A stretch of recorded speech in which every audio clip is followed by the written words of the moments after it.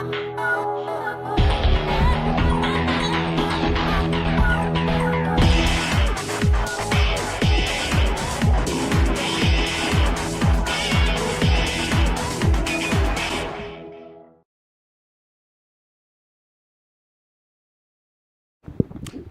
tudo bem? Estamos de volta com mais um Esporte na Rede para você que está conectado com a gente. É um prazer imenso, mais uma vez, estar aqui trazendo para vocês informações do esporte do Brasil e do mundo. Ao meu lado, ele, o Coroné Antônio Bento. Aonde? Cadê? Coroné de Natividade. Tudo bom, Hélio? Bom dia para você, Alex. Bom dia para o pessoal que nos acompanha. Só para lembrar, eu não sou coronel e nem de natividade eu sou, porque eu nunca estive nesse local. Mas bom dia, tá, Alex? Informação da produção aí. Essa produção precisa se informar melhor. Muito bem, vamos começar falando sobre Libertadores da América. Cruzeiro se dá bem e São Paulo pode ter Corinthians ou Inter em seu grupo. O São Paulo que se deu mal, Não, né? mas o grupinho do São Paulo também é uma maravilha. Já pensou? São Lourenço da Argentina, atual campeão e time do Papa, e o Danúbio do Uruguai. E aí vem o outro brasileiro, aí pode ser Corinthians ou Internacional. Qual desses dois você prefere? Cara, Internacional. Ou bater no Corinthians é melhor, né? Vocês não contam de fazer isso? Bom, essa é a pergunta. Quem terminar em quarto e passar da primeira fase vai para a chave do tricolor, no caso, né? Que já tem o atual campeão. O Galo viaja para o Chile e enfrenta a Colômbia e México. Bom, o Cruzeiro... o Cruzeiro tem, do lado do sorteio de São Paulo, o São Paulo está ao lado do São Lourenço, que atual é o campeão, atual campeão, que é o time do Papa. Você vê, é o time abençoado, né? O campeão da Copa do Brasil, o Atlético, caiu no grupo 1, com o representante da Colômbia a ser definido, né? O Chile, do Colo-Colo, e o mexicano Atlas já está no grupo do Atlético. Grupinho que também não é fácil, complicado. não. O Colo-Colo é um time já tradicional da Libertadores da América. O Atlas também é um time que tem uma certa tradição. Já o Cruzeiro, campeão brasileiro, está no grupo 3, com os mineiros de Guaiana, da Venezuela, o Universitário do Sucre, da Bolívia, né, lá a altitude, que é o maior adversário, 2.800 metros de altitude, e o vencedor do jogo 1, entre representante do Peru contra o argentino Huracán. Esses são os adversários, portanto, do Cruzeiro. O Galo, como a gente bem disse, no grupo 1 tem aí alguns adversários tradicionais. Talvez nessa primeira fase o mais complicado seja o Colo-Colo, que sempre é um time... Não, mas o Atlas do México também não é um time fácil, não. Não é um time fácil, mas o Colo-Colo tem mais tradição e é um time que tem mais tradição em dar um ataque nos brasileiros aqui. Eu concordo com você, mas não pode desmerecer a equipe do Atlas. Até porque é uma equipe mexicana, que o México já tem a vaga dele garantida, mas pode garantir uma outra vaga na Libertadores da América. E aí depende muito, né, do que vai acontecer durante a competição, que se inicia em janeiro do próximo ano. E aí tem a questão, 2 times brasileiros aí na pré-Libertadores. O Corinthians não pode fazer igual fez em 2010. Para quem lembra aí, tinha um tal de Tolima, do Peru, né, a torcida do Corinthians não fica muito feliz ao lembrar desse time, não. E era o Mano Menezes, na época, o treinador. Provavelmente não deve ficar para a Libertadores da América. Pelo menos é isso que o próximo presidente que deve ser eleito aí pelo Corinthians não deve manter o Mano. E aí abre as portas para a volta de um velho conhecido, não apenas da torcida corintiana, mas o cara que deu os títulos que o Corinthians ainda não tinha. Quem é o Tite? Infeliz? O Tite. O infeliz? Não, é o feliz mesmo. A melhor passagem, o melhor técnico do Corinthians foi ele, né, querendo ou não. Foi com ele que o Corinthians conquistou, enfim, uma Libertadores. Foi com ele que o Corinthians conquistou, enfim, um Mundial. O pessoal fala, o Corinthians tem 2 Mundial de Clubes. 2 não, tem um porque tem uma Libertadores só. Não vem me falar que aquele Mundial de 2000 lá, que a FIFA considera que o Corinthians foi campeão, que vai ser considerado Mundial. Pra mim não é. Se for entrar nessa discussão aqui, vai ter muita gente que vai ser a favor do Corinthians sendo campeão mundial, sendo bicampeão mundial. Mas como é que um time vai ser bicampeão mundial sendo que tem uma Libertadores?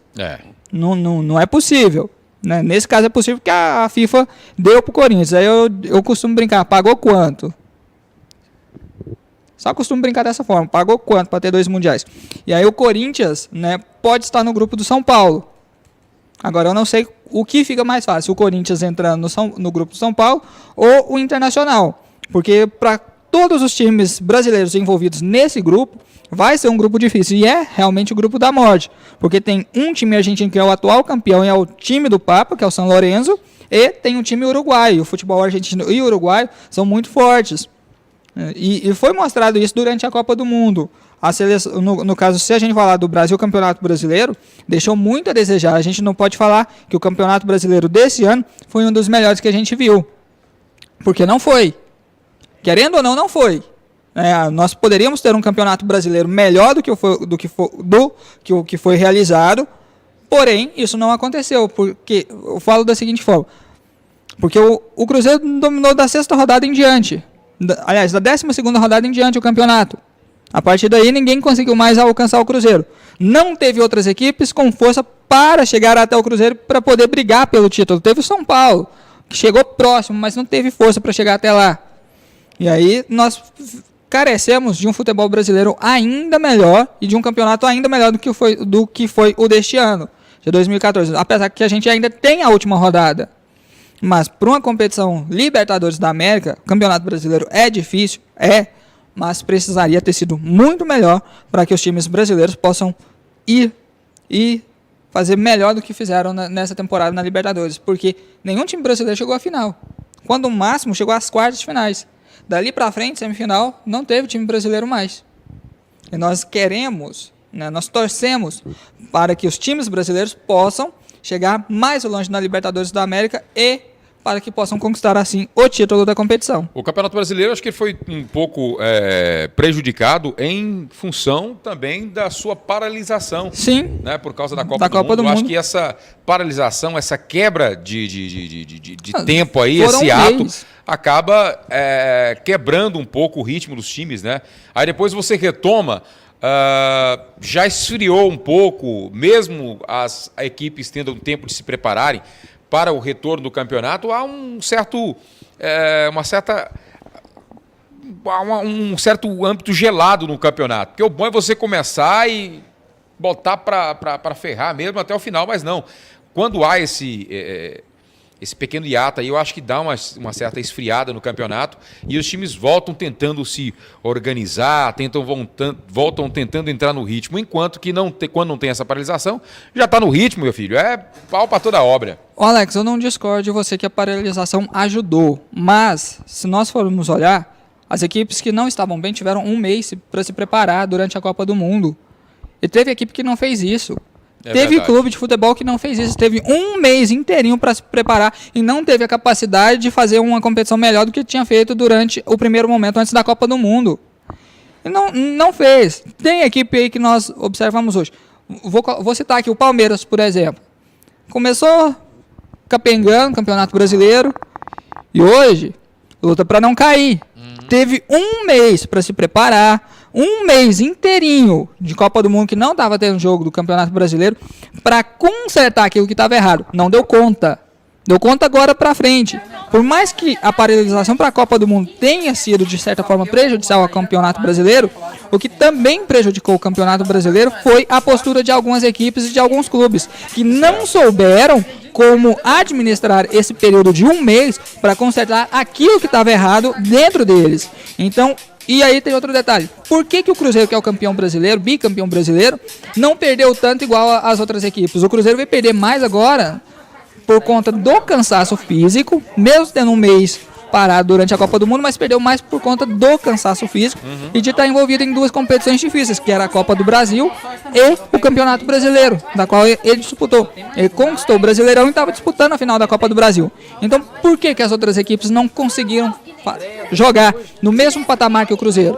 Hoje o Cruzeiro é um time a ser batido por qualquer equipe, querendo ou não, porque não apenas tem o melhor elenco, mas a regularidade que o Cruzeiro tem dentro dos jogos e dentro do Campeonato Brasileiro é muito superior a que muito time aí, nos times do Rio de Janeiro, por exemplo, se a gente colocar, poderia estar numa posição muito melhor do que a encontra hoje. O Botafogo foi rebaixado à segunda divisão.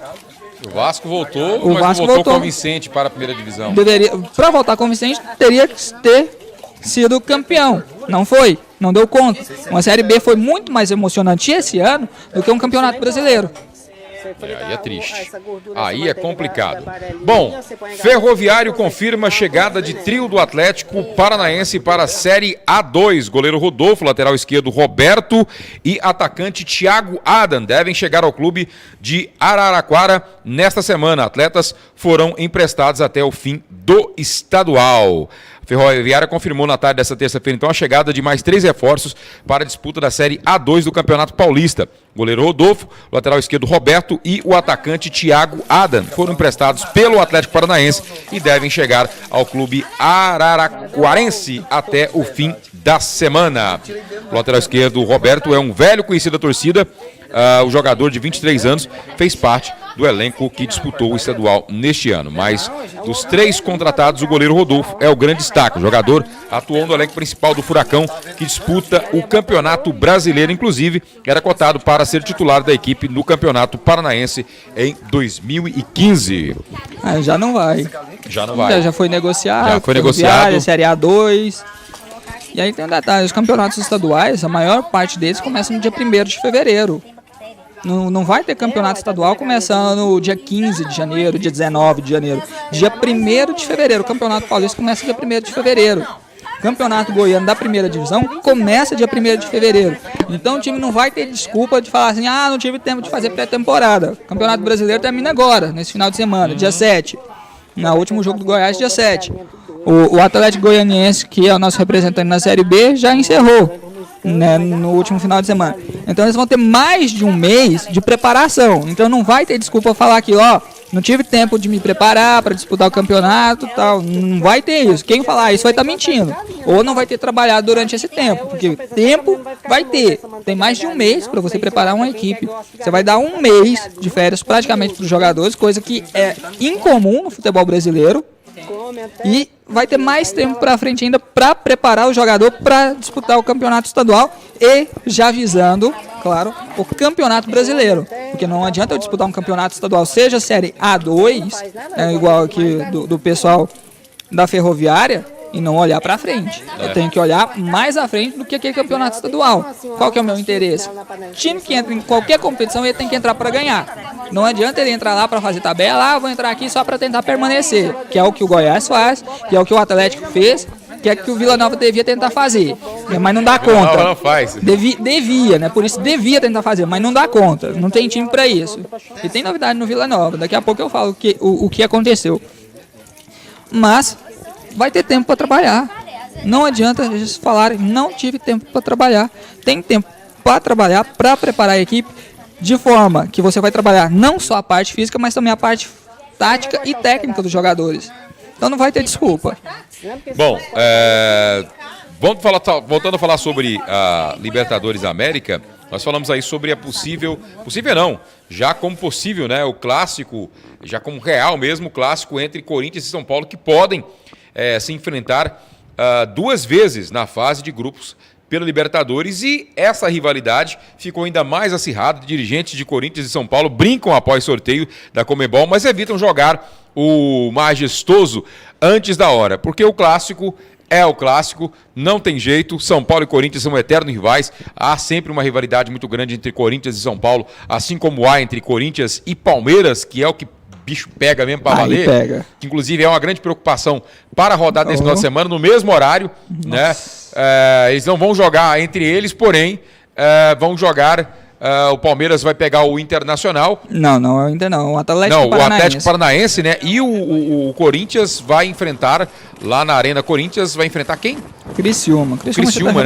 O Criciúma. Porém, a preocupação é justamente, não é o embate entre os seus adversários, é o embate entre os torcedores fora. Imagina, os torcedores do Palmeiras, torcedores do Corinthians perambulando pelas ruas de São Paulo. Aí é um perigo. Então, São Paulo e Corinthians vão, portanto, possivelmente se enfrentar 2 vezes na fase de grupos da Libertadores. O Corinthians está em 4º lugar.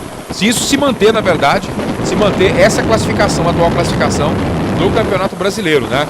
Se as atuais posições no Brasileirão forem mantidas na última rodada, que acontece nessa semana, Corinthians e São Paulo então vão se enfrentar 2 vezes, vão cair na fase de grupo da Libertadores. O Corinthians está em 4º lugar com os mesmos 66 pontos do Inter, mas com 2 vitórias a menos. Quem terminar na frente estreia direto na fase de grupos da Libertadores. Num grupo com o Emelec, 2 rivais a serem definidos. Quem ficar em quarto joga o mata-mata, que acontece a fase de grupos contra um rival da Colômbia. Se passar, cai no grupo da morte, com São Paulo, o atual campeão São Lourenço e o uruguaio Danúbio. Pedreira, querendo ou não é pedreira. E querendo ou não, o clássico já começou, fora de campo, né? Por que eu falo isso? Porque tanto dirigente de São Paulo e Corinthians já começaram a falar, não sei o que, se vier o São Paulo, bom pra gente e tal.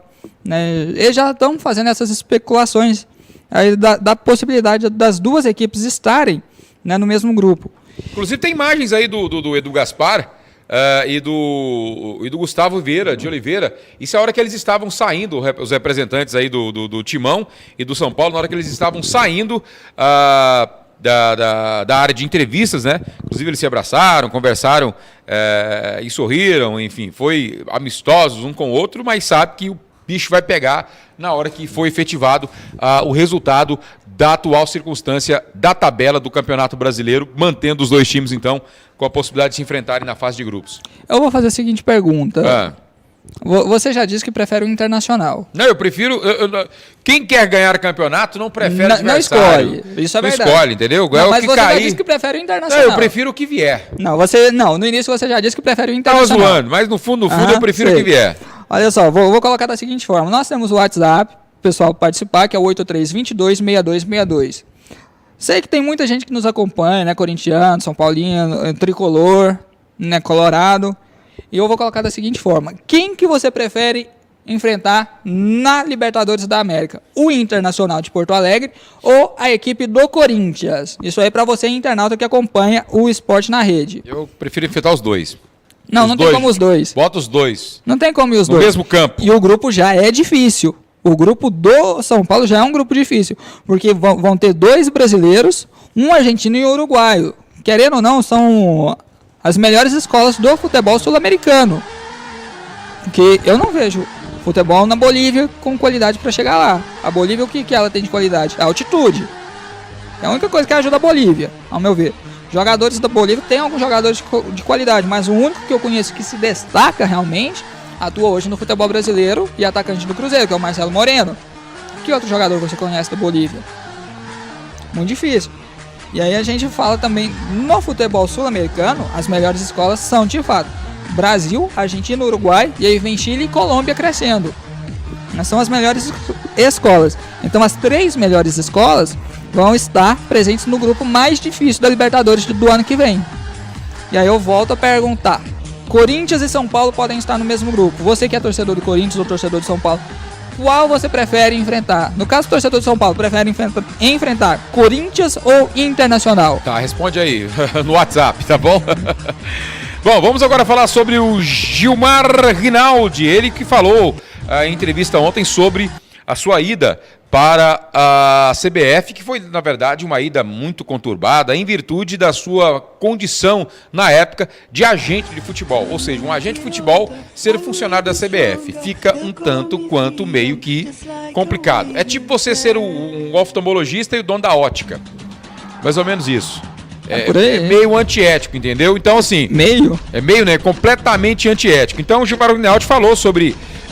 fez um balanço sobre esses meses em que ele está à frente da coordenação da seleção brasileira, falou sobre erros e acertos nos primeiros meses à frente da seleção Caraninho nessa posição.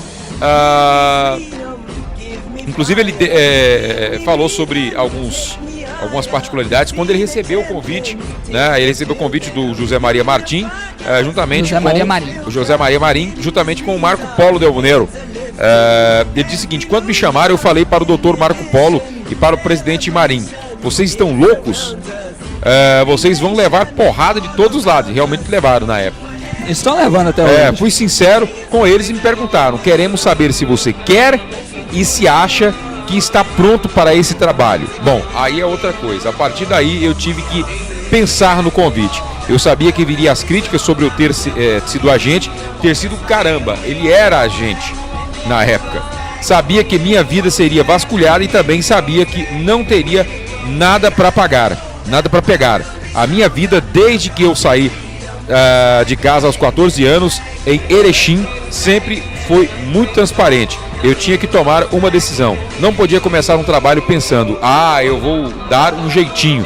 Tinha que ser 100%, afirmou o gerente ou dirigente, que no dia seguinte ao anúncio renunciou ao posto de agente de jogadores da FIFA. Entre os jogadores famosos que passou pela mão do Gilmar, tem um que foi dá o Adriano, trabalho, né? Foi o Deu Adriano. trabalho. Deu trabalho pra Ainda dá trabalho pra muita gente. Trabalho. Não é mais agente dele, porque ele desistiu. Todo mundo desistiu do Adriano. Como é que tá a situação do Adriano? Ele parece que estava tudo certo ele assumir com aquele clube lá da terceira ou quinta segunda divisão do Campeonato Francês. Segunda divisão, rapaz. Mas parece, segunda que 18ª divisão do Campeonato Francês. E parece que quando ele foi para lá, me parece que ele recebeu o convite de um time hoje eu vou apresentar para vocês o sistema de automação que eu tenho do Rio de Janeiro. Se não me falha a memória, acho que foi o América. Parece que houve uma conversação dele ir para o Campeonato Carioca. Mas, depois daquilo tudo, não virou nada.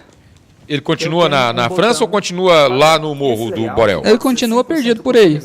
Então quer dizer que não deu nada. Sim, não deu nada.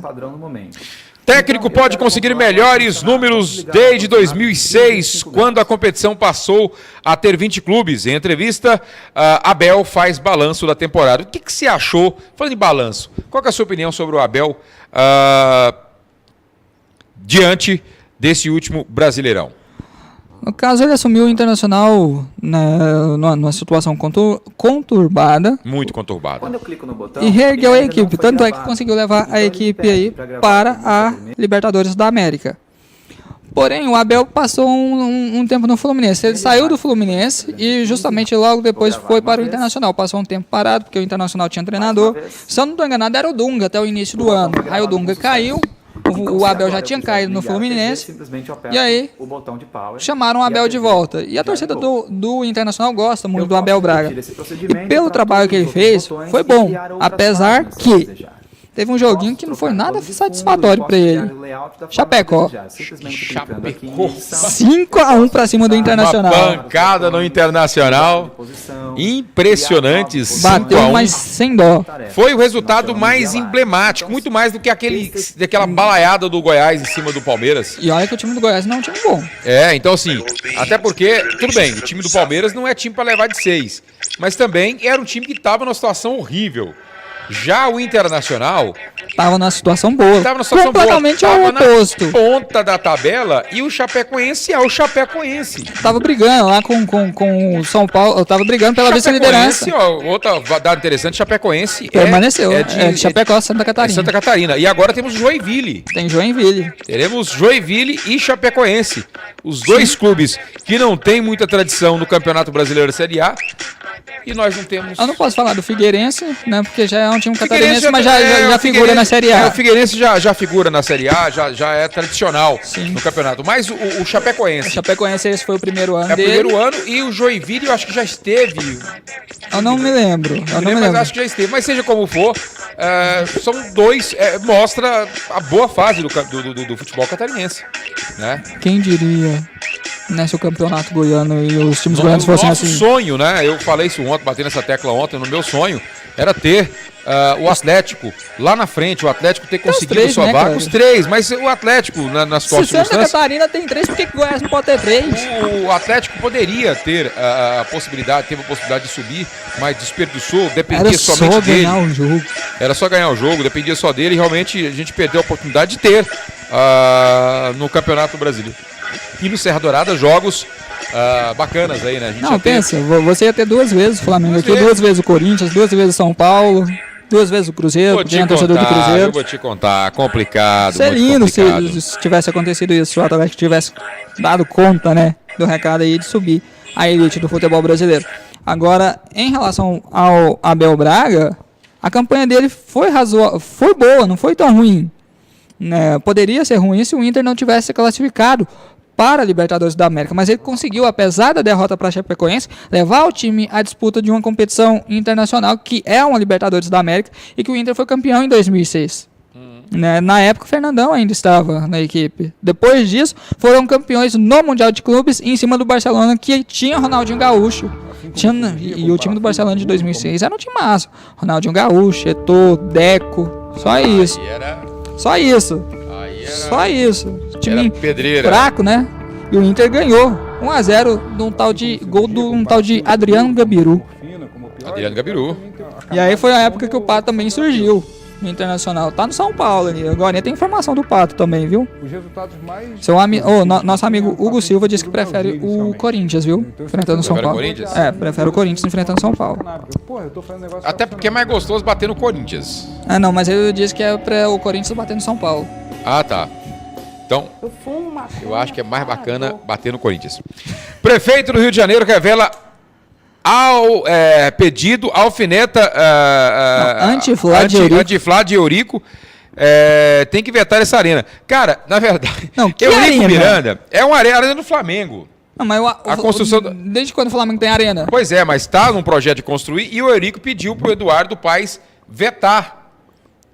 Como assim? Ele não quer que o Flamengo tenha arena? Não quer. O Vasco pode ter estádio, o Flamengo não. Não pode. Pelo amor de Deus. Eduardo Paes conversa com o presidente do Vasco que pedia veto à construção do estádio do Flamengo, garante que vai ajudar o clube do coração no que for possível. Olha só, ele pede para um flamenguista, olha, veta aquele povo, faz de tudo para que esse estádio não seja colocado um tijolo. Eu vou te contar uma coisa. Eurico Miranda é uma figura. É uma figuraça, é o famoso mal necessário para o futebol. As grandes conquistas do Vasco na gestão dele. Na gestão dele, não como presidente, por que parece, como ele era diretor de futebol. Quando ele assumiu a diretoria de futebol, começou as grandes... Porque ele, como presidente, até que não teve muita conquista, não. Mas como diretor de futebol, tanto que ele chegou à presidência do Vasco, por conta do grande trabalho que ele fez como diretor de futebol do Vasco da Gama. Quando assumiu a presidência, já não teve as mesmas conquistas, mas teve, sim, algumas conquistas. Enfim, o prefeito do Rio de Janeiro, Eduardo Paes, confidenciou um pedido do presidente do Vasco que praticamente antecipa o clássico Vasco e Flamengo nos bastidores. Paes citava o encontro na última sexta-feira e disse que Eurico, com um jeito doce e suave, como todo mundo conhece dele, como relatou para risos do salão da sede náutica da Lagoa, lhe pediu para não liberar a construção de uma arena do Flamengo no terreno do arquirrival na Gávea. O assunto surgiu no meio do discurso de Eduardo Paes, que lembrou velho convívio com o Eurico desde os tempos como deputado e como secretário de esportes da cidade. Não tem presidente mais cumpridor das obrigações de seu clube do que ele. No encontro da última semana, Paes lembrava do projeto Flamengo de construir sua arena para jogos de médio porte na Gávea e citava os desafios para a liberação e se dizia à disposição para aprovar a arena rubro-negro. E claro, o Eurico não perdoou de jeito nenhum, falou, olha, dá um jeito de queimar esse povo. Mas vem cá, de médio porte... O médio porte seria quantos? Mais ou menos 20 mil? 20 mil? 15 a 20 mil. Vai lotar. Querendo ou não, vai lotar. Se fizesse uma de 40 mil, já ia lotar, porque a maior torcida do Brasil. Aí já cabe para jogos de grande porte. Sim. Né? Mas agora eu vou falar um negócio que é o seguinte, em relação ao Eurico Miranda. Ele está certo em querer vetar, porque ele não quer que o arquirrival tenha uma estrutura para que ele possa mandar os jogos. Porque hoje o Flamengo é o grande time do Rio de Janeiro que manda os jogos no Maracanã. As outras equipes também podem mandar os jogos, mas o Maracanã é muitas vezes conhecido como a casa do time rubro-negro. Me corrija você se eu estiver errado. E aí vem a seguinte forma. Eurico Miranda voltou agora à presidência do Vasco. Então ele já quer mostrar trabalho. Né? Quer mostrar que ele está ali para fazer a diferença. Que ele é bom nos bastidores também. Sim. E... veio um detalhe, só que o futebol brasileiro e grandes equipes do futebol brasileiro, muitas não têm estádio. O Corinthians tem agora, construiu em função da Copa do Mundo. O Flamengo é uma grande equipe, mas não tem seu estádio próprio. Precisa realmente parar de depender de se utilizar do Maracanã. Para grandes clássicos, como um Flamengo Cruzeiro, um Flamengo Corinthians, utiliza o Maracanã. Mas se for para jogos como, por exemplo, Cabo Friense, né, no campeonato estadual, faz a arena do Flamengo, não tem por que ele evitar. Se você quer que o futebol brasileiro cresça, cada equipe brasileira tem que ter o seu próprio estádio, o seu próprio domínio. Não ficar refém, né, de estar pagando para estar utilizando um estádio que é da prefeitura ou do estado. Porque, por mais que a gente fale aqui da seguinte situação, do estádio Serra Dourada, as equipes pagam pelo aluguel do estádio. Né, elas pagam para utilizar o estádio. Né, porque não é delas, não é propriedade delas, é do estado. Então você vai ter que dar algum dinheiro, querendo ou não. E o Flamengo, tendo a sua arena, mesmo que de meio porte, ele vai deixar de pagar, né, de alugar o estádio do Maracanã, que é um estádio grande, e pelo tamanho caro, tendo a própria dele, ele vai ter a renda totalmente para ele, revertida para ele, sem ser preciso gastar com aluguel de estádio. E é necessário não apenas para o Flamengo, mas grandes equipes do futebol brasileiro, que eles construam os seus próprios estádios, os seus próprios domínios. Por que o futebol europeu hoje é um dos mais visualizados? Né? Se nós observarmos o campeonato inglês, por exemplo, o Manchester City tem seu próprio estádio, o Manchester United tem o seu próprio estádio, o Arsenal tem o seu próprio estádio, o Chelsea tem o seu próprio estádio, pequeno, mas tem. O Barcelona, o Real Madrid, cada um deles tem o seu próprio estádio. Então tem que se copiar, sim, esse modelo europeu, onde os clubes têm o seu próprio estádio, os seus próprios domínios. Porque senão o futebol brasileiro vai ficar nessa. Como é que a equipe vai conseguir o lucro? Né? Porque muitas vezes a torcida às vezes não comparece dependendo da fase da equipe. E aí você ainda precisa tirar dinheiro do bolso para poder pagar o aluguel do estádio. Então é melhor que a equipe tenha o seu próprio estádio. Verdade. O UFC realiza neste sábado, 6 de dezembro, a sua edição de número 300. Já chegou a isso? 300. E, claro, prepara um grande evento mesmo. Na luta principal da noite, o campeão peso meio Johnny Hendricks faz a sua primeira defesa de título contra Rob Lawler, em uma das revanches mais aguardadas do ano. Na coluta principal, Anthony Pettis e Gilbert Melendez fazem o duelo de treinadores da 20ª edição do The Ultimate Fighter, valendo o cinturão da divisão dos pesos leves. Apesar de ser uma edição de significado histórico, afinal, até aqui foram 299 cards em 107 cidades de 15 países e em 35 estados americanos. O UFC 181 não será o principal acontecimento da semana em Las Vegas. A cidade está tomada por cowboys que de 4 a 13 de dezembro acompanharão as finais do Rodeio Internacional, organizado pela Associação de Cowboys de Rodeios Profissionais. O evento é considerado o Super Bowl do setor e deve atrair 180 mil pessoas de todas as partes do país na comemoração de sua 30ª edição. A programação especial inclui uma feira de exposições gratuitas no Las Vegas Convention Center, e eventos paralelos no Soul Point Hotel e Cassino, no Sands Expo e nos 2 principais palcos de luta na cidade do Pecado. Você sabe que lá, o que acontece lá, fica lá, né? Já foi em Las Vegas? Eu tenho dinheiro pra isso, Alex? Não precisa ter dinheiro, não. Como é que... Não, peraí, como é que eu vou pra Las Vegas sem ter dinheiro? Tem que ter sorte. Tem também não. Não tem... Você não tem sorte, você não tem dinheiro, você... Não tem nada, cara. Meu ainda. Amigo, não tem ainda. Você lembra do nosso amigo Leonardo Santana? Sei. Ele prefere o Corinthians também. Ele prefere o Corinthians? Ele disse que vai bater no São Paulo. E se ele prefere o Corinthians vai bater nele, né? Não, mas é porque ele é corintiano, né? Você sabe. Tadinho, coitado dele. De quem? Do Corinthians. Achei que era do Leonardo. E aí, o que temos pra hoje ainda? O que temos pra hoje ainda? Sabe que tá rolando o Mundial de Futebol Feminino, né? Sim. Tem time brasileiro que é o São José. E uma das jogadoras é a Franciele, que atua também pela seleção feminina de futebol. E detalhe, a equipe feminina jogou hoje pela manhã na equipe do São José, venceu a partida, eu não tenho o placar aqui agora, mas venceu a partida e está na final do Mundial de Clubes de Futebol Feminino da FIFA, realizado no Japão.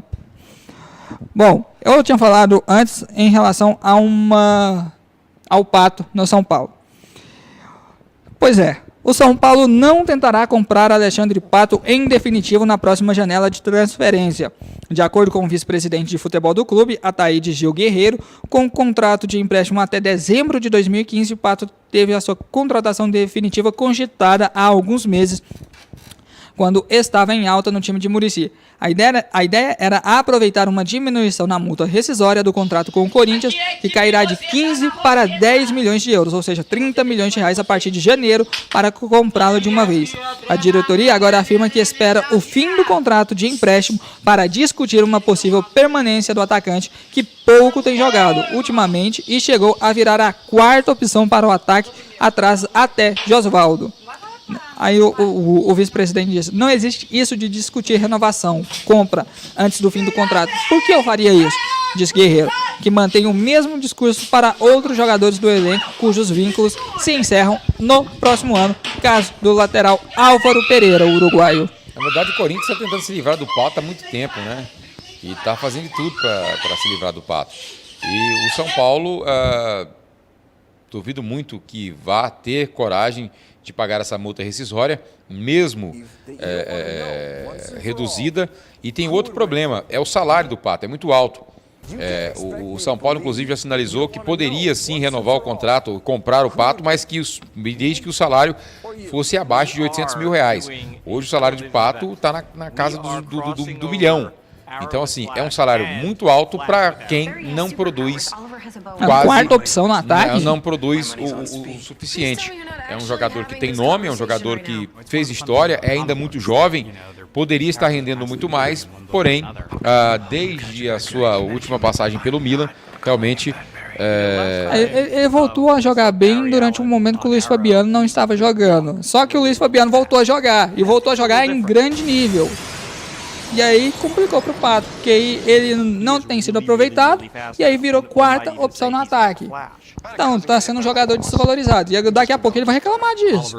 Mas... Conhecendo o Pato do jeito que a gente conhece, mesmo que seja pouco, ele já reclamou uma vez de não ter sido aproveitado, agora ele vai reclamar disso. Se Mas bem... não ser aproveitado, a culpa é dele próprio, de não render o suficiente para conquistar a vaga. Né? Até porque ele não é de propriedade do São Paulo. Então, assim, o São Paulo não vai deixar um jogador que tem um salário alto igual aquele, que é um peso para a folha de pagamento igual ele, deixar ele no banco simplesmente para tentar queimar o cara ou dar uma lição dele, de forma alguma. Se está pagando um valor tão alto para um jogador como ele, se está bem, cara, tem que botar em campo, tem que jogar. Se não está jogando, é porque não tem o futebol suficiente para estar pleiteando a titularidade da vaga. E é o que está acontecendo com o Pato. Então, assim, o São Paulo tem aí uma decisão muito séria, que é comprar o Pato. Eu não compraria. Não compraria. Eu não compraria porque o Pato ele demorou, começou a entrar com uma certa regularidade, como você bem disse, com a volta do Luiz Fabiano, ele caiu de produção, das oportunidades que teve quando entrou, não aproveitou de forma eficiente e convincente. Então, meu filho, danou-se. Um abraço. Um abraço. O Cleiton Lopes é torcedor de São Paulo. Ele disse pra ele, pode vir que vier. Pode ser Inter, o Corinthians, a gente dá conta do recado. Fazer o quê? Pois é. Isso aí é Libertadores da América, meu amigo. Roberto de Andrade, que concorre à presidência do Corinthians, né, pela atual administração, no caso faz parte da chapa do atual presidente, disse a uma série de pessoas próximas nos últimos dias que já apalavrou, né, ou seja, que já acertou o retorno do volante Christian, ex-Fenerbahçe da Turquia, para o clube na próxima temporada. Se isso se confirmar e for verdade, é um dos grandes nomes e um grande reforço para o Corinthians. Porque é bom jogador, fez história no Fenerbahçe, né, jogando junto com o Alex, inclusive, do Curitiba. E eram dois grandes nomes na equipe turca. E tem uma foto dele que é meio polêmica. Se eu não me engano, isso foi no jogo contra o São Paulo em 2009, essa foto. Deixa eu pegar aqui pro pessoal ali, ver o que o Christian aprontou em 2009 contra o São Paulo. Pega só a foto aí pra gente, produção, por favor. Christian é um bom nome, é bom jogador. É um bom jogador, mas volante, assim, e vem para suprir talvez a ausência de Ralf, que possa sair do clube, né? Ou para repor aquilo que eles perderam com a saída do Paulinho no ano anterior, que foi em 2012, quando o Paulinho foi pro Tottenham. Aliás, depois de 2012, quando o Paulinho foi pro Tottenham. É uma das opções aí do Corinthians, só que falar é uma coisa, fazer é outra. Completamente diferente. E essa outra coisa vai esbarrar muito na questão salarial, né? Sim. Né? Questão de dinheiro, né? Questão de dinheiro. Parece que teve uma conversa aí de R$400 mil entre luvas e salários. É um preço alto por um Christian, eu acho.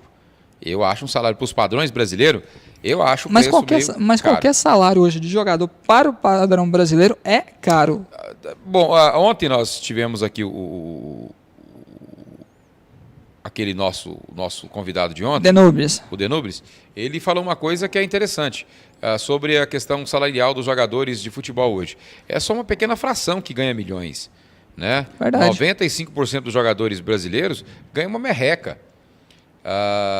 Os jogadores que jogam nos clubes profissionais da Série A do Campeonato Brasileiro representam uma pequena fração, simplesmente, dos profissionais da bola, dos profissionais que jogam nos clubes, nos campeonatos regionais, nos campeonatos brasileiro A, B, e C e D. Tem 4 divisões. Então tem 4 divisões. Você imagina Campeonato Brasileiro da Série D, quanto é que esses jogadores recebem?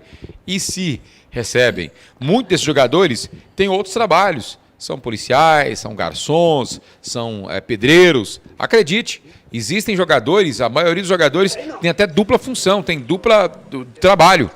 E jogam futebol pela paixão, literalmente pela paixão. Não por os bilhões, como esses jogadores que recebem nos clubes, nos principais clubes. Os jogadores que jogam em grandes clubes realmente têm um salário muito grande, mas salários nas casas de R$1 milhão aqui São no poucos. Brasil hoje são pouquíssimos. Hoje eu colocaria assim que o Rogério Ceni do São Paulo entra nessa casa, que provavelmente o Alexandre Pato entra nessa casa, o Luiz Fabiano. Luiz Fabiano provavelmente entra. Por mais que o Botafogo não tenha dinheiro para pagar os jogadores, o Jefferson entra nessa casa. O Fred também O Fred tem um salário. nessa casa. A Unimed que paga, inclusive, parte do salário Sim. dele. Ou seja, são jogadores caros. O Alex do Curitiba. Curitiba. Tem um salário caro. Ou seja, o salário é muito caro. É muito caro alguns jogadores. Cadê a foto? Conseguiu a foto aí, produção? Já que a gente tá falando de Corinthians e São Paulo, o que o Christian fez foi no jogo Corinthians Essa e São foto, Paulo. né? Essa foto aí. Isso aí deu uma polêmica depois, rapaz. Só pelos gestos. Gente, são só dedos. E ele tava comemorando um gol, se eu não tô enganado. E foi em direção à torcida do São Paulo que ele fez esse gesto aí, se eu não tô enganado. Mas foi difícil. Dificílimo. E aí? Bom, eu ia falar do Palmeiras, mas vou falar do Palmeiras não. Por quê?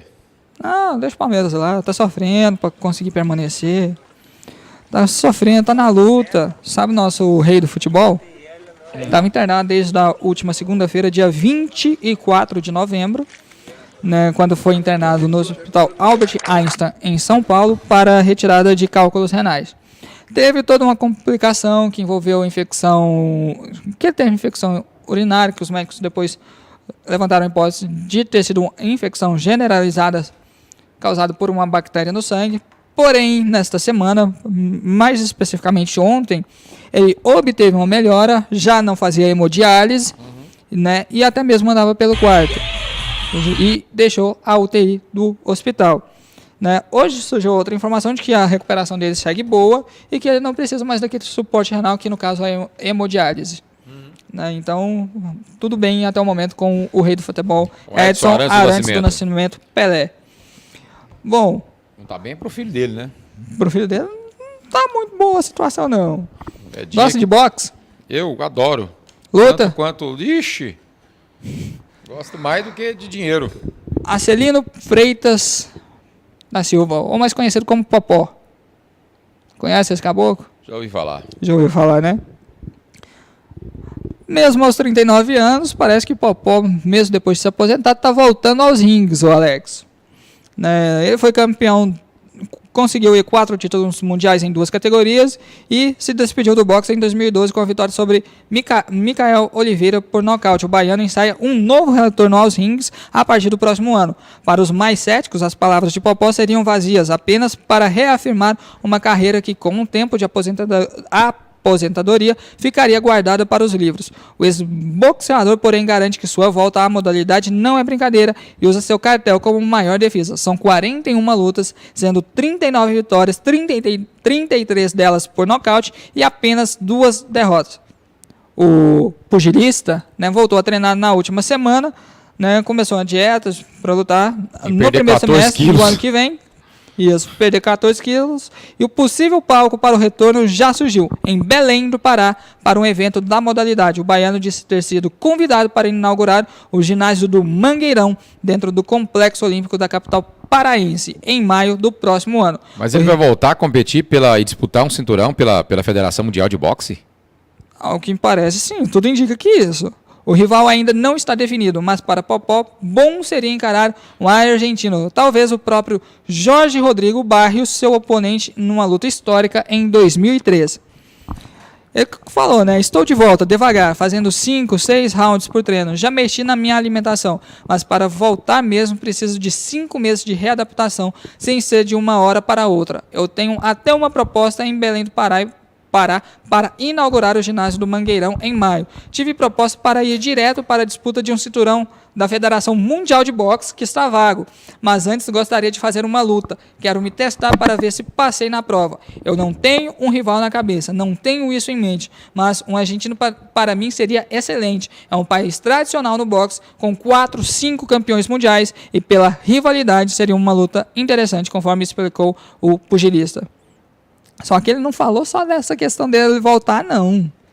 Ele falou também em relação ao boxe profissional brasileiro, né? E de antemão descarta lutar, olha só, longe do boxe desde 2012, quando fez o que seria sua despedida nocauteando Micael Oliveira no Uruguai. Popó diz querer levantar o boxe profissional do brasileiro. De antemão descarta lutar contra um conterrâneo. Acredita que nenhum rival estaria no seu nível em todos os sentidos.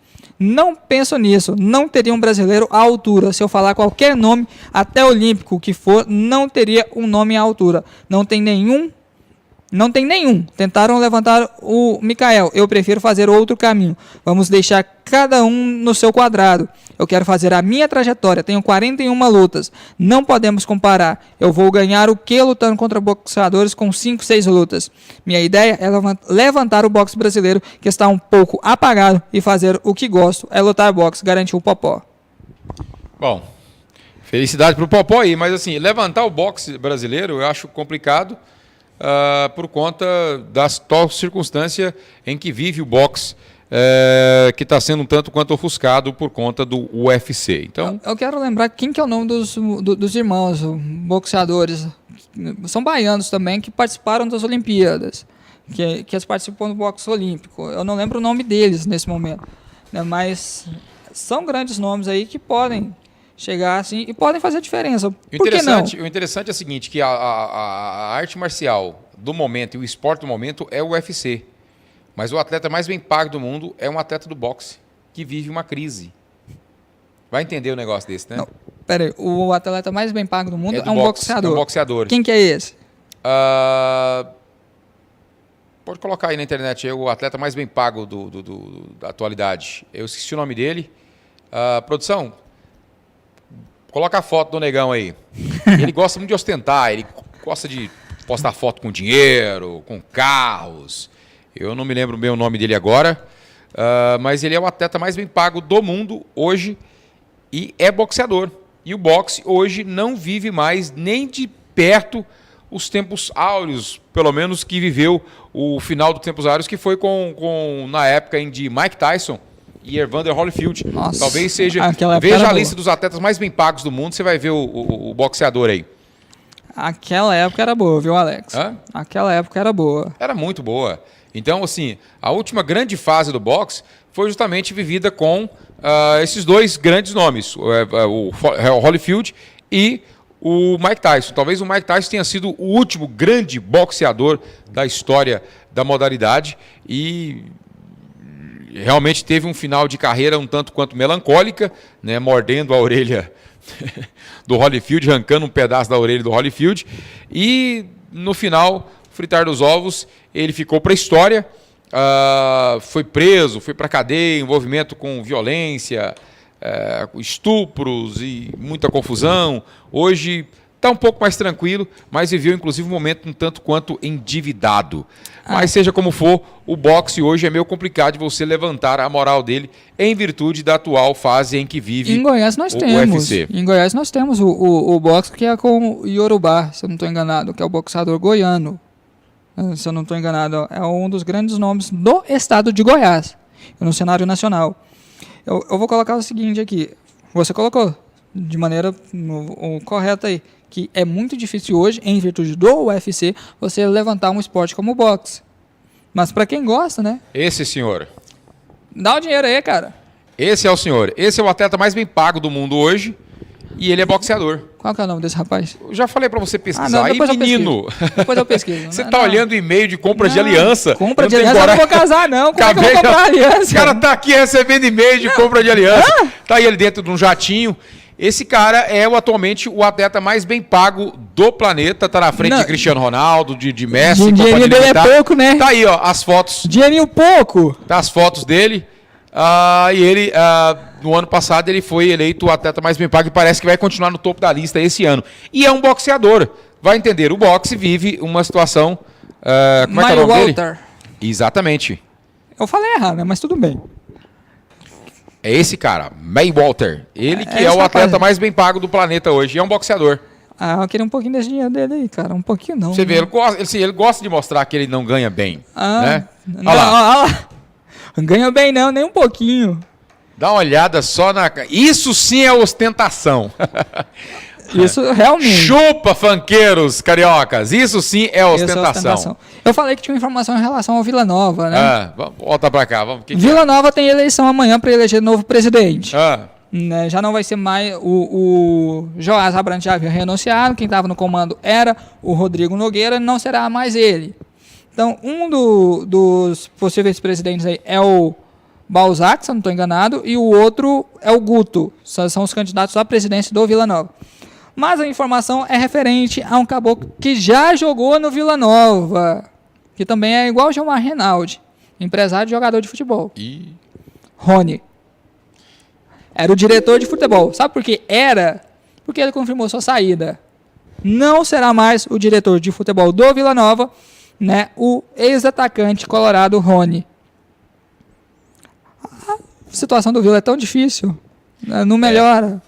Não tem presidente definido e já não tem mais o diretor de futebol. E aí não me pergunte ainda porque eu não tenho nomes de quem pode ser cogitado aí como o próximo diretor de futebol do Vila Nova. Só que vai ser difícil para a equipe do Vila Nova, até porque tem que contratar, tem que resolver urgente essa questão do presidente que resolve amanhã, né, que é a eleição, e aí na sexta-feira a gente traz quem foi eleito o presidente do Vila Nova, né, o novo presidente do Vila Nova, e ver quem será o novo diretor de futebol do Vila Nova, porque o Vila Nova precisa de um planejamento adequado, não apenas para a próxima temporada, porque disputa a divisão de acesso do Campeonato Goiano e também a terceira divisão do Campeonato Brasileiro, mas precisa fazer todo o planejamento para a temporada 2015, mas planejar de verdade, não é aquele negócio, vou fazer isso, isso, isso, e não faz porcaria nenhuma. Tem que fazer de fato, não é só colocar, vou planejar isso, eu quero isso, eu quero isso. Primeiro ponto, subir para o Campeonato Goiano da primeira divisão. Esse é o primeiro ponto do Vila Nova, o primeiro alvo que ele tem que alcançar, querendo ou não. Segundo ponto, voltar à segunda divisão do Campeonato Brasileiro. Após conseguir isso, já pensa mais à frente. É hora do Vila Nova voltar a ganhar um título estadual. A última vez, 2005. Último título do Vila Nova. E se eu não estou enganado, o time que era jogador ainda jogava. Complicado. Vamos nessa? Vambora, amanhã a gente volta. Vambora, amanhã a gente volta. Você que está conectado com a gente, obrigado pela companhia. Continue aí. Voltamos amanhã com mais um Esporte na Rede. Tchau, tchau.